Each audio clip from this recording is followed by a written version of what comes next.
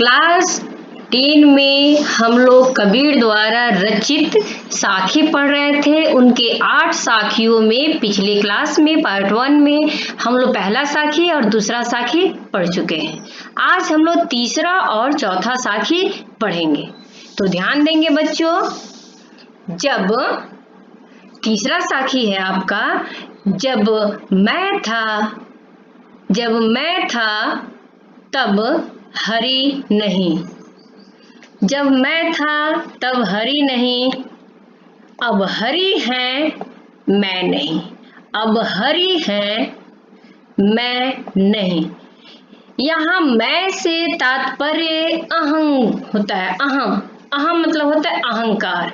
जब मैं था तब हरि नहीं, अर्थात जब तक हमारे हृदय में, हमारे अंदर अहंकार भरा रहा तब तक अब हरि है मैं नहीं, तब तक हमारे अंदर हरि अर्थात परमेश्वर भगवान विष्णु को हरि कहा जाता है, तो परमात्मा या ईश्वर या भगवान। अब हरि है मैं नहीं, अर्थात अब हमारे शरीर में प्रभु का वास हो चुका है, ईश्वर का वास हो चुका है, तो मैं अर्थात अहंकार की समाप्ति हो गई है।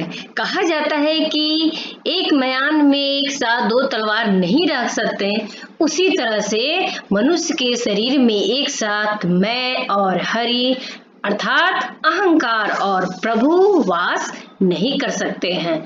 जब भी रहेगा या तो प्रभु का वास रहेगा या मैं रूपी अहंकार का वास रहेगा। नीचे देखेंगे, सब अंधियारा मिटी गया। अंधियारा का तात्पर्य यहाँ अंधकार यानी अज्ञान से है।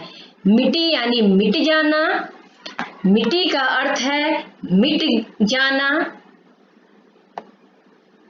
जब दीपक देखा माही, अंधियारा का अर्थ है अंधकार और दीपक का अर्थ यहाँ दीपक से नहीं है, दीपक का तात्पर्य यहाँ परमेश्वर से है। कहते हैं कबीरदास, सब अंधियारा मिट गया, सारा अंधकार हमारे अंदर का मिट गया।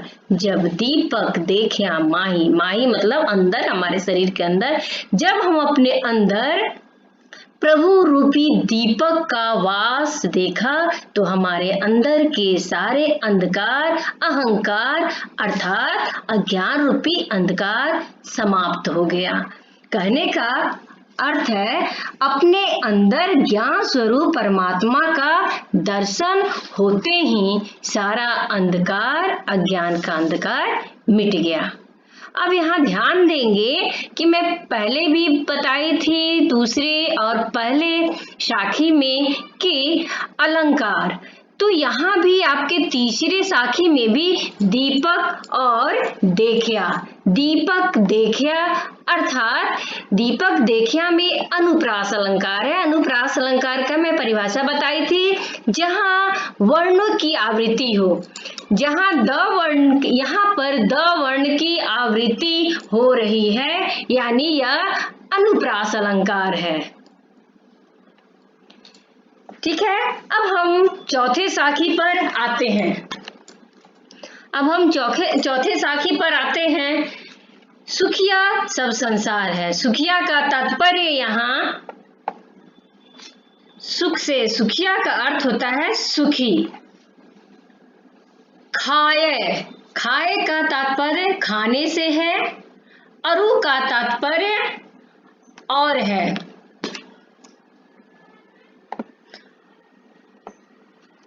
अरु का तात्पर्य और है। सुखिया सब संसार है। कबीरदास जी कहते हैं कि सारा संसार सुख में, अपने भौतिक सुख में लिप्त है, खाता और सोता है। वह असल सुख उसी को मानता है, उस भौतिक और क्षणिक सुख को मानता है, इसीलिए उस सांसारिक और भौतिक सुख में व्याप्त होकर दिन रात बिना मृत्यु की चिंता किए हुए, बिना प्रभु की चिंता किए हुए खाता और सोता है। कहते हैं कबीरदास जी, दुखिया दास कबीर है। दुखिया, यहाँ दुखिया का तात्पर्य है दुखी। दुखिया का तात्पर्य है दुखी। तो यहाँ इस संसार में कबीर कहते हैं अगर कोई दुखी है तो सिर्फ यहाँ कबीर दुखी है। जागे यानी जागना, वह सारी रात और दिन जागते और रोवे और रोते रहते हैं। प्रभु दुखी इसलिए हैं कि वे संसार के लोगों को भौतिक सुख और सांसारिक सुख में लिप्त हुआ देखकर कि दुखी हैं कि वे प्रभु के रूप को नहीं समझ पा रहे हैं, उनके जागृत रूप को नहीं समझ पा रहे, वे जागृत नहीं हो पा रहे हैं, इस कारण वो दुखी हैं और वे प्रभु उनसे नहीं मिल पा रहे हैं, प्रभु से उनका मिलन नहीं हो पा रहा है। प्रभु प्राप्ति के लिए कबीर दिन रात जागते और रोते हैं कि कब उन्हें प्रभु से मिलन होगा, कब उन्हें प्रभु से भेंट होगा। तो पहले आप देखेंगे दुखिया दास। दुखिया दास का में यहाँ पर भी अनुप्रास अलंकार है, क्योंकि यहाँ द वर्ण की आवृत्ति हुई है तो यहाँ अनुप्रास अलंकार है। सुखिया सब संसार है। सुखिया सब संसार में भी स वर्ण की आवृत्ति हुई है। सुखिया स, सब स, संसार स, तीनों में स वर्ण की आवृत्ति हुई है, इसलिए यहाँ भी अनुप्रास अलंकार है। अब मैं जो दो साखी पढ़ाई हूँ उसका मैं व्याख्या करती हूँ। पहले तो तीसरे वाले को करूंगी, उसके बाद चौथे का करूंगी। तो तीसरी, जब मैं था तब हरी नहीं अब हरी है, मैं नहीं सब अंधियारा मिट गया, जब दीपक देखिया माही का व्याख्या होगा।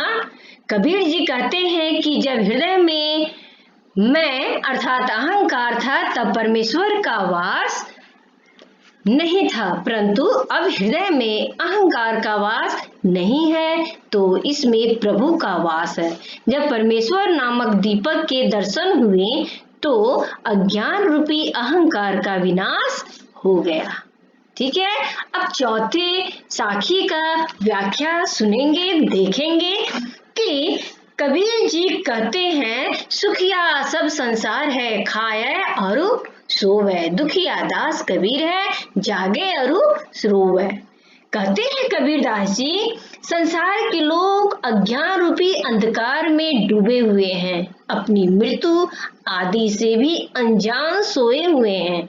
यह सब देखकर कबीर दुखी हैं और वे रो रहे हैं। वे प्रभु को पाने की आशा में हमेशा चिंता में जागते और रोते रहते हैं।